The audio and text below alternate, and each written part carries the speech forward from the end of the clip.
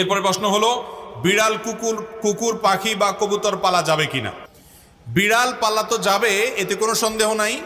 কারণ নবী করিম সাল্লাল্লাহু আলাইহি সাল্লাম বিড়াল সম্পর্কে বলেছেন, ফাইন্নাহা মিনাত তাওয়াফিনা আলাইকুম আত-তাওয়াফাত, বিড়াল তোমাদের বাসা বাড়িতেই থাকে, এই জন্য তার ঝুঁটাকে তিনি হারাম করেন নাই।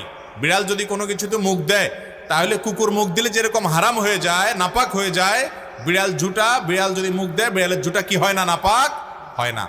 এই জন্য বিড়াল পালা জায়েজ আছে, বিশেষ করে ইঁদুরের উপদ্রব থেকে বাঁচার জন্য, কিংবা এমনি আদর করে আপনি বিড়াল পালেন, কোনো অসুবিধা নেই। আপনারা সবাই জানেন একজন সাহাবী ছিলেন, নাম হলো আবু হুরায়রা, নাম শুনছেন না? রাদিয়াল্লাহু তাআলা আনহু। ওনার নাম কিন্তু আসলে আবু হুরায়রা ছিল না, ওনার নাম ছিল প্রসিদ্ধ মত অনুযায়ী আব্দুর রহমান। আরো অনেকগুলো মত আছে ওনার নাম নিয়ে, কিন্তু ওনার নাম পরে আবু হুরায়রা উঠে গেছে। কিভাবে? ওনার একটা বিড়াল ছিল,